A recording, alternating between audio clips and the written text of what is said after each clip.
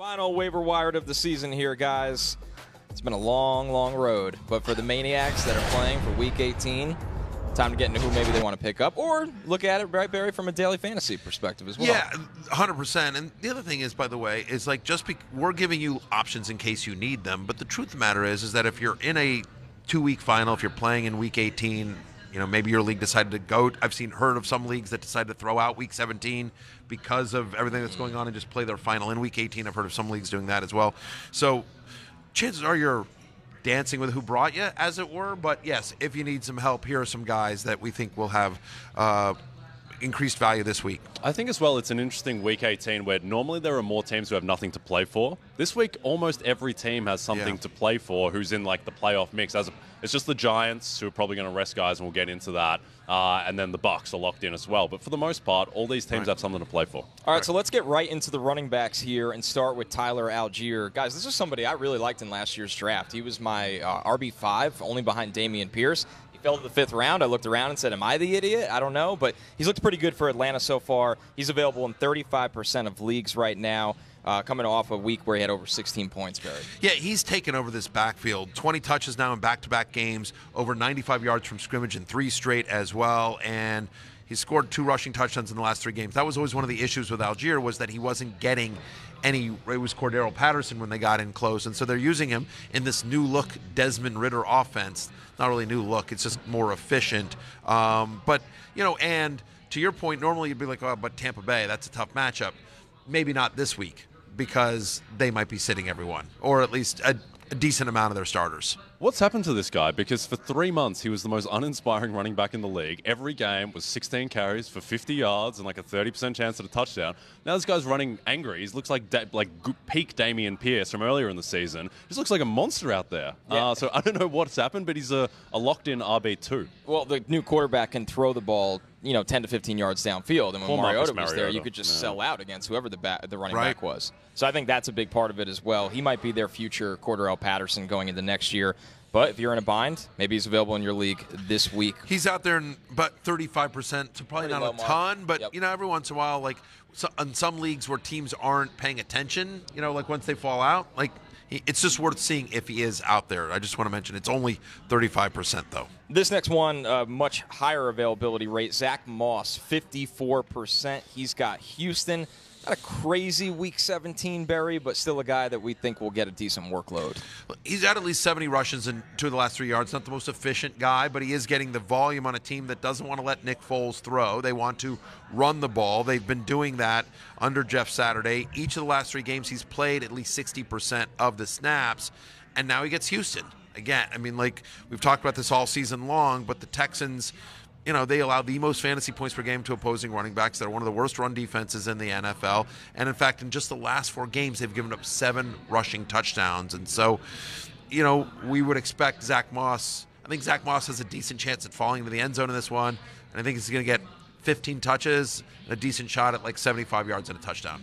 Yeah, what a great game. Texans, Colts. Colts 2.5-point favorites. They got a game script. It's a big one for the number 1 overall pick. It is. And it looks like it's going to be Sam Ehlinger, starting with Foles banged up. So, yeah, I don't think you want to expose Sam Ehlinger too much and have him throwing 50 times. So, doesn't it feel like a game where Zach Moss has 150 yards and 2 touchdowns and just wins a random league against the Texans run defense? Massive got DFS the number 1 pick there. There have been a number, over the years, there have been a number of random Week 18 huge fantasy performances from non-stars that have helped people win their leagues. Is Kenyon Drake, is he a famous one? Kenyon Drake is one of them. Joe McKnight from the Jets. Remember that? But Joe McKnight had one of the all-time great last week of the season performances for the Jets. So I do think Zach Moss is, a viable, I'm at running back 30 this week, but again, in a week where everyone's playing. But if you're desperate, you could do worse than Zach Moss. Jay, during Keep It Open or Close It Out, we talked about Ramondre Stevenson because Damian Harris is back in the picture right here. 52% availability right now. They do see Buffalo, though, which has to give you a little concern if you pick him up. I think Damian Harris is just a wet blanket, isn't he? Because he's not going to provide value himself. All he's going to do is kill Ramondre Stevenson's value a little bit. So not that much interest in Damian Harris. He has the upside to potentially break one. He did have big games earlier in the season when he was getting a decent amount of carries. Think back to the Green Bay game where he went 18 for 86 and a touchdown, but I don't really want that much to do with Damian Harris. I think Ramondre's still the guy you want. He's got no passing game usage, so he really needs a touchdown to pay off. Like, didn't get a touchdown last week, and so he finished with 8 fantasy points. Having said that, he actually, against Miami last week, his first game back, he out-carried Ramondre Stevenson as well. He had a season high in snap percentage. As it gets colder, and because Ramondre may be banged up in a way that we're not aware of, they may be wanting to lean on Damian Harris. Now, game script may get away from them, and they can't, but there's a chance he falls in the end zone. Look, he's my running back 46 this week. Okay. I mean, like, I'm damning with faint praise, right? I mean, like, it's like if you need somebody who's, going to get double-digit touches and qualifies at running back, Damian Harris will probably get double-digit touches in this one and qualifies at running back. Yeah, we've seen the Patriots go up to Buffalo in the winter before and take the ball out of Mac Jones' hands, so that's what you're hoping for. Yep, and winning in for the Patriots, so they'll be going all out. Oh, yeah, absolutely. One more on the running backs list, 88% availability for Jaylen Warren, who had a sneaky top 20 running back finish last week, Barry. Yeah, he did. He's now had 12 or more touches in 2 of the last 3 games. He's played 40% of snaps in 2 of the last 4. And against Baltimore, where they just didn't really feel like they could move the ball through the air all that much until that last drive. Like they like Warren, and obviously Pickett, who's struggled to get the ball downfield somewhat this year on a consistent level, likes dumping it off to Jaylen Warren. They play the Browns this week, who have allowed the 3rd most fantasy points per game to opposing running backs. Browns played pretty good defense against my Commanders last weekend, but the expectation here is that because the Browns have a good defense, you could see some more dump-offs to Jaylen Warren. Again, he's my running back 40. So I mean, like we're sifting through sort of the lower end guys here, but I prefer him to Damian Harris this week, just to give one comparison. Yep, I think the Browns' defense has gotten a lot better, just across the board. And yes, the rushing defense is still a problem, but the pass defense has gotten excellent. Deshaun is getting better each week as well. I don't really understand why the Browns are plus 125 underdogs here, 2.5-point dogs. I think they're going to win this game. I just think they're better than the Steelers at this point. Let's jump into the wide receivers and start with Drake London, who has looked a lot better with Desmond Ridder under center. Now, Drake London's only available in 32% of leagues. But, Barry, where does London come in for you right now in your rankings? Wide receiver 33, double-digit targets, right, in each of the last 4 games. So, I mean, he's getting the volume that we saw at the beginning of the year. It's the old joke, right? Find somebody who looks at you the way that Desmond Ridder is looking at Drake London. Since Desmond Ridder's become the starting quarterback of the Atlanta Falcons, Drake London has a 33% target share. And so, in a matchup that, again, doesn't scare you because we expect the Buccaneers to rest a lot of starters here, I do think he's a viable wide receiver 3, wide receiver 4, kind of in that range. Like I said, wide receiver 33 for me, but at least 70 yards in 3 of the last 4 years. The rookie coming on at the right time. I mean, yeah, he's averaging like 10 targets per game the past month, and it doesn't matter what kind of offense you're in, really. If you're getting 10 targets a game, then you're very fantasy viable. Yeah, I think with Drake London, what you're looking at right now, too, is keeper league potential. He's a guy that's a penciled-in wide receiver 1, but nobody knows who his quarterback is officially going to be next year. Back to the Patriots offense. It is a waiver wire week for that New England offense. Jacoby Myers available in only 34% of leagues. He's got the Bills. The Bills' secondary, not invincible, I would say. They've dealt with, obviously, a lot of different things this year. But for Myers, is he somebody that you could pick up and use as a flex this week, Barry? I'm at wide receiver 36, so he's like a mid-tier wide receiver 4. But to the extent that you want to invest in the Patriots passing game, he's the guy that I feel best about. He's had at least 16 fantasy points now in back-to-back games, and you would figure that in this particular game that, game script would dictate that that New England is going to have to throw to keep up with the Bills. And so Myers is somebody that Mac Jones looks for a decent amount. Second most targets in a game this week was last week. Yep. New England is going to have to throw is a kind of terrifying sentence. Not something they wanted. It enlivens Matt Patricia, and we don't want that. Can we keep this team out of the playoffs? I don't want to watch Mac Jones go to Buffalo in week 1 of the playoffs and have this game again repeated. I think Jacoby Myers has been probably part of maybe the 2 strangest plays of the year, with obviously the lateral disaster, which I don't think we've come up with a name for yet that has really stuck. Yeah. Heaving Las Vegas, I think was... Heaving Las Vegas is pretty good. That's a pretty good one. Lateral damage, I think, was another one that was thrown around. But in any case, and then also has the disaster ridiculous in Las Vegas or something like that. The Las Vegas disaster, yeah. Also has the ridiculous touchdown against the Bengals. I mean, he does have a connection with Mac Jones for whatever that is worth, so I do think he is viable and has a chance to get in the end zone. Back to the rookie wide receiver pool. We started with Drake London. Now we look at Jahan Dotson. Kind of been a touchdown machine for your Commanders here, Barry. 59% availability. That surprises me a little bit for Jahan Dotson. Yeah, it does. And he's had at least 7 targets now in 3 of the last 4 games. Double-digit fantasy points when he played these Cowboys again in week number 4. Taylor Heineke is going to start for my Commanders this week. They're going to go back to him off of Carson Wentz. And I think that's good for Dotson. I mean, he a little bit more gunslingery with Heineke, and obviously he had success with Wentz, but he's also had success with Taylor Heineke as well. Look, since week 14, it's worth noting the Cowboys have allowed the 4th most receiving yards to wide receivers. We would expect game script to, they're going to chuck it a little bit. I don't think they'll be able to run that effectively. And Dallas wants to win this game. So, yeah, I do think Dotson, who's honestly throughout the stats, kid's just a baller. He's just a baller. We need to get that team a quarterback. And I know we've been saying that for 100 years for the Washington Commanders and their previous named iterations, but with McLaurin, with Dotson, with that defense, that team needs a quarterback. Really incredible wide receiver duo. This one of the bigger surprises at the end of the stretch here, in Richie James, available in 82% of leagues, kind of a lifelong special teams player, now a focal point of the New York Giants passing attack, Jay. Can you buy into Richie James being this effective the final week of the season? Can't play him. Got to have him in Cotton Wool for the playoffs. You can't go into the playoffs without Richie James. He's amazing. I think the Giants are the most likely team to be resting guys. The line there now is Eagles -14, which is massive, and I think maybe not even big enough yet. So I don't think that we're going to see a full complement of Richie James. I mean, obviously they're going to skew towards resting Daniel Jones and Saquon Barkley and Dexter Lawrence and etc., but I'm not sure that it's going to be a full complement of snaps for Richie James. Yeah, exactly. That's the concern. It's just the playing time. But, yeah, I mean, he's their slot guy. He's been targeted on 71% of his targets from the slot since week 14. He's had 7 or more targets in 3 of the past 4 games. And so, I mean, we liked Richie James last week. I would like him this week if we knew they were going to play him against Philadelphia. But my expectation is limited snaps for the starters on the Giants. So, hard to trust him this week. But we wanted to mention he comes in at wide receiver 39. He'll play some. So, I mean, you could do worse, but, I prefer Dotson, who's a wide receiver 35. I prefer Myers at wide receiver 36. The guys we've talked about earlier in the show.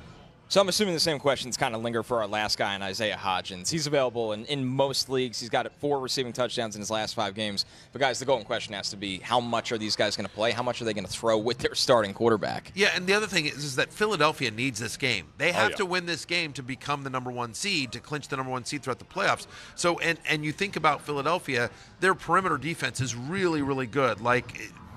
That's why Richie James would be the most interesting if I had to start a Giants wide receivers, just because at least he plays the slot and he would avoid Bradbury and Slay, which and Isaiah Hodgins... Avonte Maddox is out as well, their slot guy. Correct. So, yeah, I mean, so Hodgins has been a great story. He's got 4 touchdowns in his last 5 games, but it'd be hard to trust him in this one. Yeah, I think even less so than Richie James, just because Hodgins has been so touchdown dependent as well, whereas James is getting more targets. Guys, as we transition to quarterbacks, just got news in my ear. Justin Fields will be out this week. Nathan Peterman is in. Peterman's music in Las Vegas. So if you were hoping for Justin Fields helping you out this week, you might want to listen up here as we start with Brock Purdy. 55% this is one of the frustrating things. I'm at BetMGM. I'm at the BetMGM casino, right? But I'm on air, so I literally can't put down my microphone and go bet the Vikings -5.5. Just went to 7.5 as we were talking. Yeah, of course, exactly. You missed your moment, mate. Exactly. It's now at 13.5. It is flying as you are sitting here. I believe he looked at me like, oh no, really? I mean, Nathan Peterman is a downgrade from Justin Fields. The immortal Nathan Peterman. Unbelievable. Yeah. Good for him. Some interceptions. Brock Purdy here, guys, available in over half of leagues. He's got Arizona. And Brock Purdy, been Mr. Consistency in fantasy so far. You know what he has? Since taking over for Jimmy Garoppolo, he's averaging 17.1 fantasy points per game. He's had multiple touchdown passes in all 5 games. It's a good matchup against Arizona, who gives up the 9th most fantasy points per game to opposing quarterbacks. And Jay and I have talked about this all the time. If the Niners win this game and Kyle Shanahan's gone 6-0 as a head coach, Jay, he's got to be Coach of the Year. If you go 6-0 with Brock Purdy, and like Brock Purdy's being good, but he's being good because Kyle Shanahan is scheming up George Kittle wide open over the middle for 45-yard touchdowns. I think with Purdy, it's interesting because I think we all thought that he would be, be the Trent Dilfer kind of role, like game manager, not do anything. Purdy does a lot. Purdy's really high variance, which I think is good for fantasy because he throws deep touchdown passes. He also throws the ball up for grabs a lot and hasn't been getting caught as much as it should be. But fantasy-wise, he is high variance, and I think he will provide value in a game where they're favored by 14 points. He has a good offensive line. He has great skilled players around him in Kittle and Ayuk and obviously Christian McCaffrey. Yep. And so even without Deebo Samuel, like he's been putting up points. And so, the concern is only like, do they have to go run heavy because Arizona doesn't put up much of a fight against the Niners? So again, he comes in at QB 13.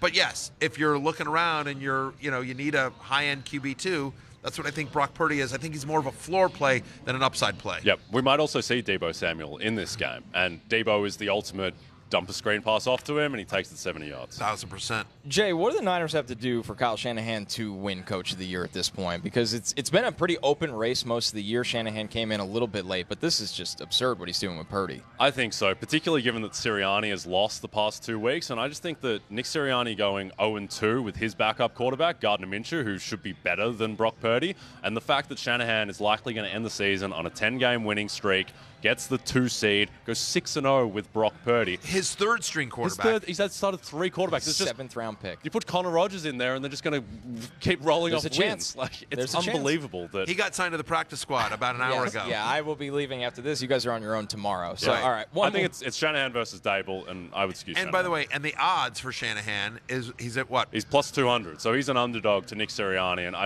don't agree with that. I think Shanahan's got the better case. Yeah, well, we like the better bet. Then. Yep. All right. One more on the quarterbacks. Jarrett Stidham coming out of nowhere. Or Stidham. So, God bless. Yeah, that's it. You can sign off on that one. He was actually saying that at Omnia all last night to anyone who would listen. Yeah. Yeah. Our waitress didn't seem to get it. No, it's all right. Anyway, Stidham, here's the positives of Jarrett Stidham. I thought he looked good last week. I mean, like he made some legit throws. It also helps when you have Devontae Adams, and as long as you get it within his area code, Devontae Adams is coming down with it. Like, there were a couple throws where you're just like, well, that was, never mind. Oh, first down. Devontae Adams is always the case for Derek Carr, by the way. Yeah. It's a good matchup against Kansas City, right? I mean, again, Kansas City teams have to throw against the Chiefs, right? Again, we talked about this. The Chiefs are 7.5-point favorites in this one. The over-under is 52.5. We expect a lot of points to be scored here, so Stidham should have to throw. 34 pass attempts last week against the 49ers. Looked better than I think a lot of people expected, and now he gets the Chiefs, who've allowed over 23 fantasy points to quarterbacks in 2 of the last 4 games.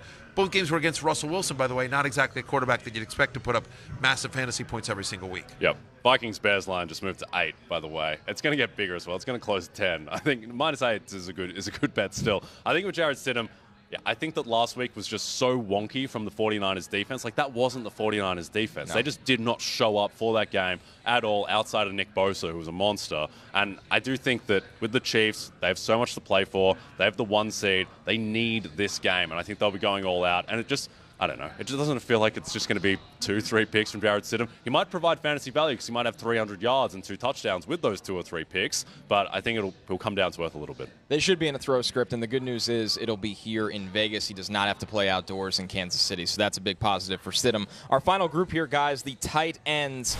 Boy, it has been some kind of waiver-wired year for the tight end position. We're going to start with Tyler Conklin.